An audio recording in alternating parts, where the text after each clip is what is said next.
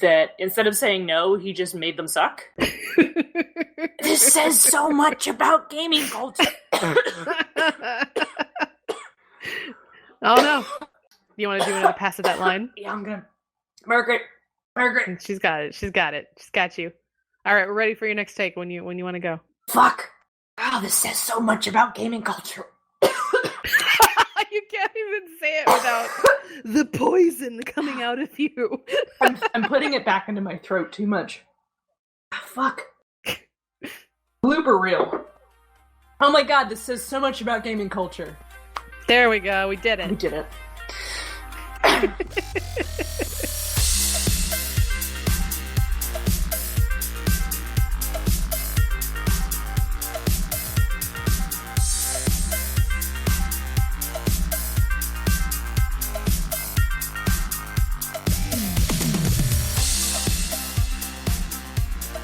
You ready to go? You ready to go? Ready to do this? I think I'm ready to go. Margaret, put your finger on the trigger. Button? Margaret. What did you say when you started? Margaret? Margaret, you ready? Okay, hit record, Margaret. Okay, I think she's... Okay, yeah, I see the red light. We're good to go.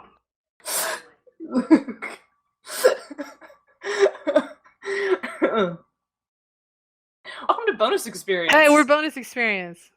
The two of us, we're the bonus experience. Yeah, we are. We are the bonus experience. We're extra experience that you get. We're bonus. For participating, for drawing cool art. Yeah, for bringing brownies. For showing up, for bringing the food. For driving the GM to the venue. You get bonus experience. Bonus experience. I'm Monica. I'm Ray. And this is a podcast with a deeper look at the play experience and the finer details of running and writing games. Also, we've gone 7 episodes without mentioning that, we're, queer as folk. Oh, yeah. That's really important. Yeah, this is a queer show. It doesn't seem like something that I should, constantly be wearing on my shirt, like a badge, but... Okay, but I've been listening to a lot of Cameron Esposito's Query, and sure, let me plug her show. Famous comedian doesn't really need my plug, but it's more like let me send some prayer. let me bolster. Let me send her my energy for the spirit bomb. But it's great. And if you are queer, and even if you're not, you should really listen to it because it's a show about identity and experience. And she brings in all these luminaries in the queer community who are doing amazing things and just has an hour-long conversation with them. And she's an excellent interviewer. But anyway, she's also funny as hell. She is funny as hell, but Query isn't really very funny. It's very serious and personal. You should listen to her other show, Put Your Hands Together, if you want to. And let me plug all of Cameron's shit. I want to be famous so she'll talk to me. But anyway, she talks about taking up space and as queer people to take up space and be visible, and that makes more queer people safe by being visible. Especially so we're being visible. Queer women too. Women are already pressured into taking up as little space as possible and not causing a fuss and not being loud. So, yeah, we really, I guess we should be making more of a big deal out of the fact that we're both LGBTQAIPWX, Y, and Z. I just like the term queer. I do That's too. my personal. I don't really say it out loud a whole lot. It's kind of a strange, living in Kansas and for all intents and purposes passing as straight. Dropping same. the word queer is queer. Well, yeah, you shouldn't say that, bro. Both of us queer women married to men. Because when you're bi, it's such a complicated identity already. Because you from the hard gay side, from the hard gay side, it's you're just faking it for attention, and from the straight side, it's will you have a threesome you're just with faking my wife it for attention. So yeah. So I also use the word bisexual. That's a pretty good term for how I identify. For me, yeah, that's you. Me, yeah. I used to be it's 50-50, but I've gotten gayer as I got older.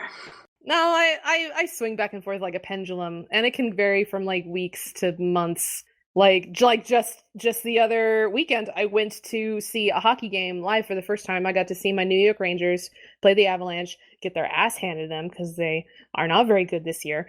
But they're my boys. They're all my hockey husbands. Okay. And for that weekend, I was extremely straight. And then I go to a hockey game. I'm like, no, I'm definitely. No, wait. Am I actually straight? Have I been faking it this whole time? So that's the peril of being bi. It is. But understand that you can be both, and you could be one or the other, and you can swing back and forth, and it's fine. Anyway, we're queer. But I also like the term queer because it also sums up like I got some gender shit. My relationship. Yeah, we both have some gender shit too. Yeah, I really like she/her pronouns. I'm perfectly happy with those. I don't necessarily think that they or him feels better. It's sort of a. So queer is great. Yeah, well, because queer is the very definition of Yeah, queer is fantastic because it's great. It's a great word. It's the word I like to use for myself, both gender and sexuality, and we can blame it on. I watched a lot of Ranma 1/2 and Utena when I was younger, so let's point the finger at the terrible anime. No, Utena's really Utena great, is actually. I wouldn't Revolutionary Girl Utena is one of the best shows ever made. But anyway, we spent all this time talking about queerness. We're here, we're queer, get used to it. Also, we swear, die mad about it. Also, we swear, get used to it. Yeah. Oh, hey, did you see, because this is going to date the episode, that a woman got the new D&D dev job? No, I didn't. What? Really? Yeah. I haven't been very active on the social medias lately. Okay, so in case you didn't know, D&D 5th edition had an open casting for their 5th edition developer. Okay. And I have completely blanked on her name, and I should have put it in the outline, and I didn't, but it is a woman. I think her name is Kate or Katie. She's on some penny arcade thing. I'm gonna demonstrate how out of touch I am with popular things. Okay. But I'm proud of her. I'm glad that whoever you are, I'm glad you're that doing great. We have, and I'm gonna get tweeted at a million times. Look, guys, please don't. I know who she is. I just can't remember her name right now. Like I saw it. I read her name. I was like, it's awesome. We finally have a visible woman here. Fuck yeah. Yeah, that's fucking great. Yeah, it's fucking great, and I'm proud of her, and I'm glad that she's there, and I'm glad Wizards of the Coast chose to put a woman in such a visible position. And I hope shitheads on the internet don't drive her out of it. Yes. Let's try to let's form a human wall around her. Keep people from getting all mad about, you put a black dwarf in this game. Dwarves aren't black. For God's sake. Right, sure. There's dragons, but not black dwarves. All right. So, speaking of... That's not what we're talking about today. Things that are real in setting, today's topic is diegesis. Diegesis. It's a big fucking word. It's a weird-ass word. A lot of you probably haven't heard, and I couldn't really use in a sentence before we decided we would be talking about diegesis. But now that I know what it is, I'm like, oh yeah, well, this is important. So now I know what the word is for this thing that I know about. It's like a film and theater term, but it's really important to gaming and game design, and especially your attitudes towards at the table. And Lindsay Ellis's video blog on the Phantom of the Opera, which if you don't watch Lindsay Ellis's film criticism videos, you should. Let me plug more famous people who don't need me to plug them. I would also like to be famous so Lindsay Ellis will talk to me. That'd be cool too. Just add that to the list. Just add to the list. And she's queer too. Like a whole bunch of awesome queer women who I would just love to have a conversation with. And like maybe not be able to make big girl words because I'm fangirling too hard. But like she defines it in one of her videos about in the context of film, which is one of the places where I like developed an understanding of this term. So let me break diegesis, which is a big fucking weird word, into smaller words that are easier to understand. Things that are diegetic are things that are real within the context of the narrative. And since narrative is also a kind of highfalutin word too, that's stuff that's actually happening in the story or is real in setting. So things like things like the fight happening on the screen when you're watching a movie. That fight is diegetic, but the soundtrack to the fight that's playing, that's non-diegetic. That's happening outside of the world. If you're in a Deadpool movie and Deadpool's actually reacting to the soundtrack, that's him breaking the fourth wall, and that's a completely different thing. Well, like if there's a scene where like a mobster turns on the record player and the opera starts playing as the soundtrack, and he starts like mowing people down or whatever to this opera that's actually playing on the record player, that's diegetic, though the like editing of the scene is not. Right. So in game terms, Some things are really clearly diegetic. The best example of these are superpowers in superhero games. If your character has super speed, that is literally a thing your character has in setting. Some things are not diegetic. Character levels, experience points, spell slots. Yeah. Though spell slots, some Fate like points. Spell slots and hit points are both things that like people like to make diegetic, but aren't quite.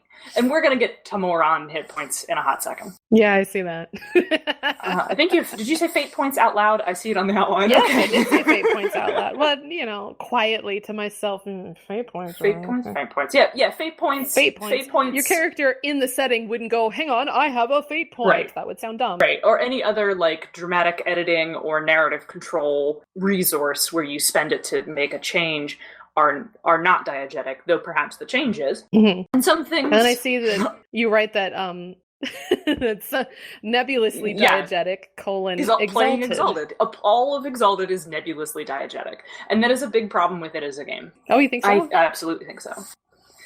At least it's a problem with the fandom. Does this go beyond, like, are moats real? It's, like, are moats real is a big thing. How the people who try to science out how much energy a moat produces, like, are charms diegetic? I don't know, but I like the idea of, like, shouting out the name as you perform them. Sure, like, but you're supposed to shout out the name of your combo.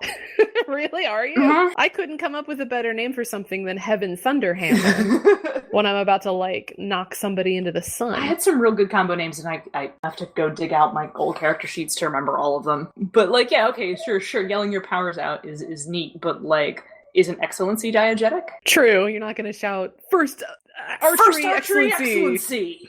As you fire that arrow. True. You miss, you're like, Nebulously. Third archery excellency. Just as planned. Yeah. Mm-hmm. And if you're like a sidereal and you're trying to like shun the smiling lady. Oh no. Yeah. Is Oxbody diegetic? Like, I could go on and on and on about what, like, Hearthstones are diegetic. The answer is question mark. Hearthstones are diegetic, but is Mance rating diegetic? Like, the Mance rating indicates that level 1 Mances are smaller than level 5 Mances, but can you visibly see the difference? Yes? Question mark? And do you even refer to it as this is a level 1 Mance within the narration? Obviously, you probably wouldn't call it a level 1 Mance, but, like, do characters understand that level 1 Mances are diegetically more powerful than level 5 Mances? Does it matter? Is the difference simply that they see what I'm talking about? Yeah. All of Exalted is nebulously diegetic. It is the best example or worst example of how this can be a problem. So that I guess that goes into when someone tries to take something that's not diegetic and then like cram it into the narrative. Right, yeah. I have a whole little rant on our outline here that I find a few things more bothersome than when someone decides something that is non-diegetic must firmly be a setting reality. I just talked about like people who decide to figure out how much energy a moat produces. Which is a complete waste of goddamn time. That's never going to come up in a game, ever. Right, like, is it moles? Moles is heat, right? Joules? Yes. Or joules also heat? Joules? No. One of them is energy, one of them is... Calories is definitely... K-cal. Yeah, calories is definitely heat. I'm an English major. Moles is liquid. Joules, I think, energy. Like, they had converted it into the unit of energy and, like, done all the science and the math for how much a moat is worth and, like, how much energy does 10 moats put off, and can you power a car with 10 moats, and, like... I don't think I can conceive of an RPG Net post that I would want to read less. And I'm really trying hard. Like, even someone who came in like, no, Fatal's actually really good for the realism. And I think I would read that over the how many joules is a mote of essence. Science Twitter, feel free to correct me on my very rusty chemistry. Science Twitter, feel free to fuck right off if you feel like adding me. I like science. I was almost a bio major. Secretly a big old science nerd. Anyway, so the example I have on here is a story I actually heard on System Master podcast. Let me just continue to plug things that don't need me to plug them. It shows how connected you are. I've been listening to a lot of this stuff. I just decided I went from being like, I don't listen to podcasts to being like, I listen to podcasts all day at work. Podcasts are great. They really are. I mostly listen to like talk podcasts and comedy podcasts. Yeah, same. I should probably expand my repertoire. System Mastery is a pair of very funny guys who review old shitty systems and then talk about them in really cool ways. And they're very enjoyable and are sort of like part of my inspiration for what we're going for here too. So you should definitely give it a listen. You, particularly, Rachel, not our audience, but our audience too, sure, yeah. Tell Margaret to put them in the show notes. Hey, Margaret, put down the orange juice. Look at me. She's making mimosas already. It's not even morning. Fucking Margaret and her orange juice. Margaret, the lush. Anyway, so they told a story about people deciding that the natural geometry of D&D 4th edition had to be different because characters move on a diagonal at the same speed as a horizontal and vertical axis. Because, actually, if you move diagonally on a square grid, you move further. Which means, obviously, literally, that the Pythagorean theorem doesn't apply anymore because characters move on a diagonal further than they do, but it's the same number of squares. Okay, so I take back what I said about moats as Jules being the RPG net post that I would least want to read. This would be the RPG post. The RPG net post I would least want to read. Okay, so moats are also nebulously diegetic. This is the problem with Exalted because having moats and having essence and being full of essence and having so much power is a thing in setting. Characters a moat could be real. A moat could be real.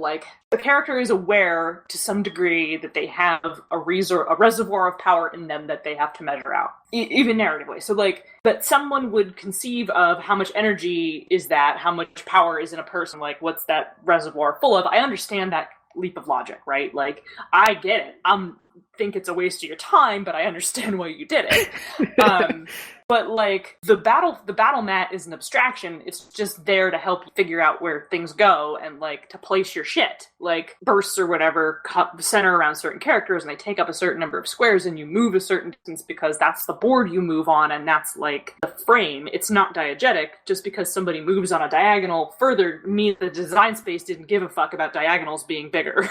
And not this is some, non-Euclidean bullshit. Right, movement rate alternate movement universe. Rate isn't diegetic. Look at the design space says that doesn't matter. We don't care that a diagonal is further than horizontal and vertical. That it wasn't concerned with that being a longer distance, unlike previous editions where if you move diagonally, you moved 1.5 half square. Right? Yeah, now it's it's 1 and then 2 and then 1 and then 2. Yeah. And it's which is I guess fair because yes, diagonals move further, but a huge pain in the dick. Yeah, it's a huge pain in the dick. Yeah, and yes, there's the design space says we don't care that the diagonal is bigger. It's a huge pain in the dick. We don't care. Don't worry about it. We've got more fun things to do. There's way more important things to worry about than be hung up on the fact that if you move on a diagonal, you move further on a square board. Jesus Christ. This gets filed in there with people who get mad about elf monks. Right. So anyway, tell me about hit points. Yes. Are they diegetic or not? Good question. Are they? I remember in 4E there was this whole thing where you could be bloodied. Right. Where if you had half your hit points removed, you were bloodied, which I always interpreted as just that Final Fantasy X slump when you've beaten the boss monster down. It starts to take a knee. Yeah, but player characters could also be bloodied and take a knee. And there were things that, because that was a mechanic that marked half hit points as a thing, sometimes enemies would then get bonuses to hit you or hit harder when you were bloodied. Ugh, okay. Or be able to charge you and make an extra attack if you were bloodied or things like that. It was a mechanic that then had other things hinged on it. And so bloodied being a mechanic was one thing, and how you interpreted that. Was it that you were super beat up? Sure, you're at half hit points. What does that mean? Are hit points diegetic? Yes and no. Because it's an abstraction. It doesn't come down to I don't know, is your arm broken? Yeah. Are you bleeding out? Did you puncture a lung? Right. Do you just feel a little nauseous? And what do hit points mean is literally a question we've asked ourselves since Uncle Gary invented them. Uncle Gary is what I call Gary Gygax. Crazy Uncle Gary. The reason that we struggle with, like, what do hit points mean? Are they an abstraction? Are they not an abstraction? Is that we like to tell ourselves that hit points are not diegetic, but then we also love to make them be diegetic. Yeah. So are they or aren't they? My answer is that I don't fucking know. It's easier to say that they aren't. Thus, hit points are an abstraction. Literally, the thing we talk about, like, what did bloodied mean, and then like all the cool shit that you could key off of bloodied as a mechanic. Right. So Uncle Gary actually said that the first die of your hit points was your meat. So like your first D4 if you're a wizard, that's your meat. That's the actual bits of you. That's your flesh and blood. That's your wizard meat. You rolled a 1, sorry, sucker. You got one meat. You got one meat. And then the rest, and the rest of your hit points you gained after that were extraction. Obviously, you don't get, like, bigger. Right? Like, or do you? Level 20 characters are enormous. Big wizard meat muscles. Wizard. But then, like, a lot of rules didn't support that.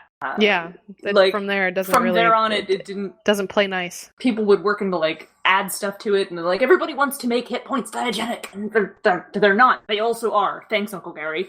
The idea that, like, your 1 to maybe 10 is somehow diegetic, but your 10 to 30 doesn't. What? Yeah, how does something stop being diegetic? How does something stop being diegetic? How do you like go, okay, well this particular thing is diegesis, but the rest of it isn't. Sorry, Gary, that you fucked that one up. We'll forgive you though, because, well, go easy on him. He's dead. Yeah. And also, like, when you were making that up, you didn't have anything else to go on, so you didn't really, nobody knew what we were doing. He was doing all right for, like, coming up with something that wasn't really done in the Western world. Right, like, for everybody's first try, we did okay. Yeah.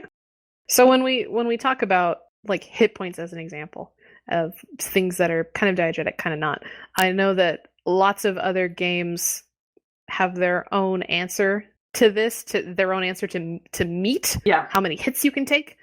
When we get into things like Blades in the Dark or Fate, where hit points are no longer, like, numbers that gradually decrease, and they express it as, like, actual narrative and a penalty, like Fate would say, oh, your mild consequence has been filled in, or Blades would say, oh, you take the minor harm, and now I think it's like -1 die to your pools.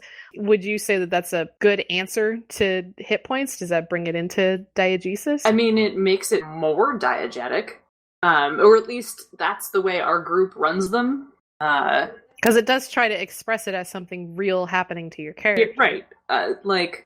So in our last Blades game, my character got punched in the chest by a vampire, which... Oh, okay. Fun times. Which, she was wrestling the ghost out of it. Oh, yeah. They don't like that. Yeah, no, they don't like that at all, and I rolled They like to keep their ghosts in place. I rolled a 5, which is not a full success. So we got to punch you in the chest, which would have been a level 3 wound. Oh, Jesus, really? Yep. That's a terrible punch. Yeah. Got you, like, right in the sternum? Yep, but so because I'm the cutter, I have a big old load, which is the amount of equipment you can carry, and it has one of my favorite equipment systems where, like, you get to tick so many boxes on your equipment list, and you just get to be like, I have this weapon now, which is my favorite way to do equipment. I hate being like, did you pack everything? Make sure you have everything in your bag of holding. Blades addressed so many issues with, like, metagaming and retconning, and basically working it into the system. Like, yes, please metagame. Yes, please retcon. Yeah, so... we'll give it a cost if you want to do that. So I've done this trick several times, such to the point that it's really become, like, a signature character thing, where, like, I chose a old greatcoat as my stylish... You get, a stylish piece of clothing in your playbook, and I have a big old greatcoat. And my character has repeatedly gotten hit, like, in the chest, and then, like, all the buttons blow off her coat, and I declare heavy armor right then. That's really cool. And I've done it, like... Your coat bursts open, it's like, I was wearing like a breastplate on. And, yes, that's awesome. Like, my background is that I'm a tradesman and a blacksmith, so, like, I like to imagine that she makes all her shit, or has made all her shit, so, like, on several occasions, like, her greatcoat is blown open and then, like, she's wearing a breastplate. And I did that again, and I was like, hey, you know that thing I do where my coat blows open and I'm wearing armor? I'm declaring heavy armor right now. That's pretty great. So I did that, and it bumped it down from 3 to 1. It went from, like, sucking chest wound to, like, bruised ribs. And the idea dented that, like... breastplate. Dented breastplate, yeah. The idea that my character would be like, oh, fuck, bruised ribs for the rest of the session, or until I, got to go see a doctor or whatnot, makes that diegetic, because I literally got punched in the chest. Yeah, and it's something that exists within the narrative. Another person could say, oh, sorry about your bruised rib to your character, because like, it exists. But they couldn't say, like, sorry about your level 1 harm, because that's not how it's represented in the narrative. You also get to declare, like, allies, an ally and an enemy on your character sheet, and that's really neat too. And my ally is... So this is what playing with me is like. So I have I declared my ally and my enemy, and I'm like, okay, I have a positive relationship with Marlene the pugilist. She's into me. Yeah. I have a negative relationship with Mercy, a cold killer. She's into me. In a bad way. Yeah. So yeah, but like I could go see my punch girlfriend, who would be like, "Oh, honey, let me get you a steak for your bruised ribs," like punch girlfriend. There's no steak in Blades. A mushroom steak, a cold mushroom Let me get you steak. An ice cold eel. Yeah, sure. Wrap whatever. That around your chest. Some raw meat for your bruised ribs, and then like that becomes a thing because we've established it in the narrative. It exists. So is it better or worse? I don't necessarily know that this is a qualitative statement. It is simply more diegetic. Okay. Like in the same vein, I could be bloodied in D&D 40. And my warlord, who is one of my favorite characters ever, could go hang out with... Well, warlords are the best. They were the best. And she could go see her girlfriend, who used to be her boyfriend, and then some weird shit happened. And yeah, it happens. It wasn't like I don't mean weird shit as in like choosing to switch genders, or I didn't mean that to sound transphobic. That's not what I mean at all. There was like literally... That's not the weird part. That wasn't the weird part. There was like, this was a decision on the part of the player because the player wanted to change their character's gender and then did some weird magic stuff. That was the weird part. The magic part part was weird, not the choice. So your warlord could go to my girlfriend and your trans girlfriend and be like, "Oh, I'm bloodied, I'm all messed up," but I have to decide out of character, like, what does that mean? Yeah. And then like she could still be like, "Here's an eel for your ribs." But that would have been a thing that we that would also be weird that we agreed upon, as opposed to being an established thing in the narrative. Is this just like trivia for making yourself sound smart when you're at the table? Like, why should we talk about diegesis when we're talking about games? Okay, well, I think we kind of covered a lot of that ground, because first off, we're talking about what do hit points mean, and we just talked about like how Blades does harm, and if you're writing a game, that's something you think about. Do you want to create a setting or a system for harm that's perhaps more abstract, like hit points? And if you are going to say hit points are an abstraction, like if you have a wound pool that like ticks down until a character's out of a fight, then you have to figure out what that means in the frame of play.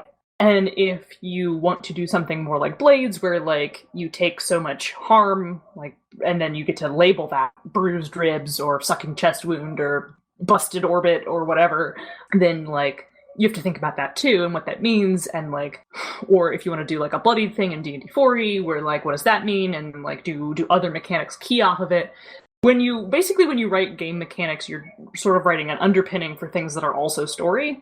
So you have to think about what does it mean, because what does it mean in the setting, in the context of play, also affects game feel. Ever played a game where it's supposed to be like, oh, this is supposed to be a heroic game, but we can't pass any rolls, so it doesn't feel heroic at all. Mm-hmm. That's really important, because I burped.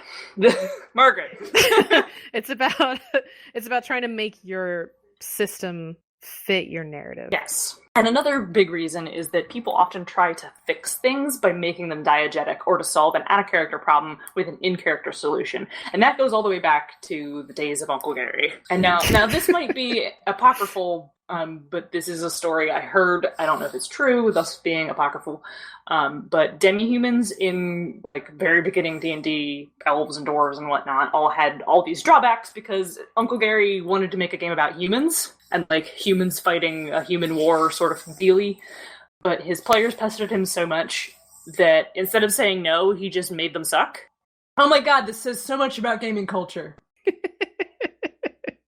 Some people... So instead of just saying no, he made them suck. Which, like, I've seen so many people in my days, my many days, like, try to solve an out-of-character problem with an in-character solution. The biggest example I can also think of this off the top of my head is in a game where the system breaks really easily, where someone makes a character that's so powerful, nothing can challenge them anymore. Yeah. Or they become so powerful that they overrun the whole party, and then that player gets to kind of control the scope of the whole game. Yeah. Yeah. And I see a lot of people suggest the DM do things like, oh, target their weaknesses, or up the difficulty of the encounter, or do all these in-character, in-story things, or like make the combat monkey have to deal with a social situation, which is literally reshaping your narrative to solve an out-of-character problem, when the real problem is that the system failed you. Right. The system broke down. The solution is not that you, as the DM, aren't clever enough to challenge this person who came up, who found all the loopholes and made the character that doesn't work. It's the fact that the system had the loopholes to begin with. Yeah. And, like, people lean on Diegesis to solve that problem, where they are like, oh, well, we'll just not have any more fights, Mr. Combat, whatever. And then you've let this non-diegetic problem, the broken system, become a diegetic problem. Get it? Yeah. Also, some people leap immediately to the conclusion that your rules are somehow a physics engine. This is impossible. You are a human. You are not a computer. You can't perfectly simulate reality. Right, and then they with points, numbers, and dice. Yeah, and then they want things to be diegetic that aren't. Like, how far you can fucking jump in Exalted. Is that really something that people, like, go nuts about? I just threw it out as an example. I don't have a story about that one in particular. I do have a story about someone... So, I'm going to leave this person's name out of it because they might listen to the show, and this was a long time ago, so I don't want to embarrass somebody for something they said nearly a decade ago. But anyway, so I was friends with this person, and we were having a long conversation about Exalted, and they expressed concern about wearing perfected boots and also wearing one of the armor of the elemental dragons. Because they both have movement multipliers that stack. So a person wearing perfected boots and also wearing one of the terrifying or whatever the fuck armors of the elemental dragons could run like crazy fucking fast. They had an issue with this mechanically, like they didn't want those two effects to stack. And so they were kind of asking me for advice for how to deal with it, and I was like, well, tell your player they can't have both. There you go. It's pretty simple. And they were like, no. The reason you can't stack these two, actually, is because you can't wear boots over boots. And I was like, excuse me? They were like... No, trust me, if they can think of a way to do it, they'll wear boots over boots. The perfected armor of the dragons, like, powers down if you take the boot bits off and you put other boots on. You can't do that. You have to keep the whole suit of armor together. Note that nothing ever says that anywhere. Okay. So you'd have to put your greaves... the boots on over the greaves, and you can't wear boots over boots. All right. Or you could say, no, you can't have both. Can you hear the face I'm making? I can feel it. Okay. I can smell it. The idea that you can't wear boots over boots and insisting to a player that you can't wear boots over boots when the real issue is that you don't want two modifiers to stack is 100% making a non-diegetic issue diegetic. And don't do that. Don't cross the streams. Yeah, don't cross those streams. Although I do have a question about instead of taking things that are non-diegetic and making them diegetic, I have thoughts about the opposite of this. I've had games where I've been on both sides of the screen where role playing has gotten hamstrung because the player behind the character is not as socially or mentally agile as would be required of them, and people are reluctant to actually let the dice resolve a social or mental encounter and like insist that it has to be done like narratively. Like, no, you player who don't actually have 20 intelligence, but come up with how you're gonna solve this. So do you like think that anything is lost by saying, okay, you know what, no, just it's fine, just roll it, just give me the gist of it and give it a roll, or do you think it should be like, oh no, you gotta do that part narratively? What a big fucking asshole I would be if I was like, yeah, you have to think it out. If you're not really intelligent, don't play an intelligent character. But have you been in a lot of games where it's been like, it's cool, just roll the social attack. You don't have to actually role play this out. I haven't been in too many games where somebody didn't at least make a token effort. Yeah. And I've definitely been in a position where I'm like, I'm too tired to brain this out. Can I roll for a good plan? Like, I got a 10. Good plan. Yeah, actually, this happened in the last Through the Breach game, and like I finally got to like make a deal with a canon character who I'd been looking forward to like dealing with for the whole time, and like I sort of almost fangirled out of character, and I was like, fuck, I don't know what to say to her. I mean, like, I know what I want. I was basically like, okay, I know what I want out of this interaction. I'm having a hard time coming up with what my character would say. And I'm like also super excited that this is happening. It's totally fine to admit that like you're excited about something happening or like that you're real caught up in the moment. And I was like, okay, so here's the gist of what I say to her. How about I flip for it? This is what I want out of the interaction. Like, I don't think there's anything wrong with not diving into role play if you can't, or if you don't feel like you've got the right words or whatever. And just going, but what you should do is communicate want. So in that case, like if it's a social situation where you're like, I'm not the best speaker, but I want to give a rousing speech before the court to convince them that like they should lend us their aid in this war and that it'll be best for both kingdoms, and like I'll marry the prince if that would secure the alliance or whatever. Here are the things I want. I want their military support, and I'm willing to offer like myself as a political marriage, right? Like, this is what I'm putting out there. Can I roll? Because then that gives the GM something concrete to deal with and to respond to, because otherwise then if you don't do any of that, then your GM has to like... Yeah, so in that case it's preferable to kind of lean away from narrative coherency into, okay, no, we need to step back, go behind the cameras over here. Everyone cut. Okay. What's my motivation? What's my line? And even if you are good at giving rousing speeches, like I've had some players deliver some real great speeches, like cool, in the moment, inspired, like truly inspired oratory at the game table is great. If you can do that, phenomenal. Still at the end, make it clear what you want. Yeah. You still have to be like, I'm doing a thing and I'm blah, blah. Okay, so I'm rolling to convince the prince. But your question is, do we lose anything by going, this is what I want, I'm rolling? No. Yeah. No, I don't think so. Like, I think it would be boring if the whole game was just, I roll to seduce him. Good, he's seduced. I think there's some... I mean, I at least get a lot of pleasure out of inhabiting a character. I think that's fun. Even as a GM, I would be bored if it was all role play. And it wasn't cool tactical combat. Like, I actually find tactical combat really fun. Which is why you like 4th edition. 4th edition so much. Yeah. So it has a large portion of that, yeah. The two things are not mutually exclusive, fuck y'all. But yeah, like if I'm not playing, because our friend Brian also has a game called Beneath Nexus, which is like very much an antagonistic GM, not role-playing game, but a bit of a like adventure game where there's some strategy, and like all it is combat encounters, and the person who is running the game is actually trying to kill you. That's the point of the game. It's the objective, to beat all the monsters and win the 3 encounters. I enjoy playing sort of the tanky guy because I like to apply some strategy. So if I'm not going to role play, I want to use my brain in the strategy of the play, if that makes sense. Yeah, you want to be engaged. Right, I want to be engaged. Engaged, like the one episode we had About engagement. When was the engagement episode? 2? No. 3? Yes, Yeah. it's 3. I mean, Right, assuming we release these in the order that we recorded them in. Oh shit, wouldn't that be a trip? This is fucking Haruhi Suzumiya up in here. Try to piece together the mystery. And stay tuned afterwards for when we do a dance to a really catchy song.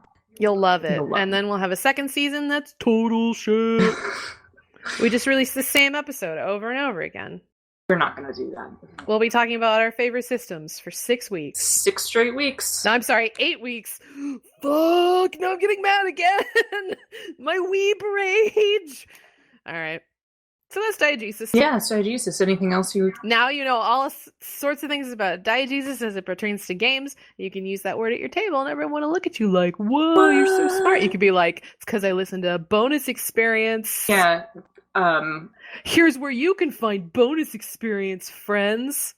Let me hand out some cards. You can find me, Ray, on Twitter. That's at Ray_Cole. I am at Zenith Sun, like the Solar Cast. We have a Twitter. Yeah, we do have a Twitter. We are Bonus XP Cast, EXP Cast, at Twitter. We welcome your polite and engaged feedback at bonusexpcast@gmail.com. Shoot us an email. Tell us what you think. Recommend topics. Please recommend topics. Yeah. Or just like, hey, here's this cool thing that happened in my game. Yeah. Because I know that as a GM, you really want to talk about your games. Oh, yeah. We'd love to hear So I welcome your stories. Yeah, we'd love to hear your GM stories. If it's particularly cool and or funny, I may even reference it. Yeah, we might. Because that's just, we will definitely read cool listener mail on there. I think the first listener mail we get will be so fucking excited that we'll just have a whole episode dedicated to, oh my god, somebody emailed us! We're gonna read it out loud several times. Oh yeah, hey, if you are having trouble with your game, we can help you. Can we? Yeah, sure, why not? Yeah, advice. Yes, shoot us an email at bonusexpcast. Game wisdom. And we will impart our game wisdom on you. Pick up your D10's game wisdom. Also be aware that we're on like a really weird rolling schedule, so like if you're sending us an email and you need a response tomorrow, yeah, Monica's got a day job and a night job. And I've got children and like a house to run and things to write. It occurs to me I haven't made you read my book. I haven't. Next time on Bonus Experience. Oh yeah, and we also have a website which is going to be bonusexpcast.wordpress.com. Yeah, that's right. We will. We do. We do. Depending on when this releases. Yeah, by the time this releases, we probably will. It kind of exists in like this nebulous liminal space within the folds of time. We will have a website. We do have a website. Yes. We did have a website. We always have a website. There has never not been a website. There was never a website to begin with. Anyway, change it if you want to. Just fucking change it if you want to. See you guys in the next episode.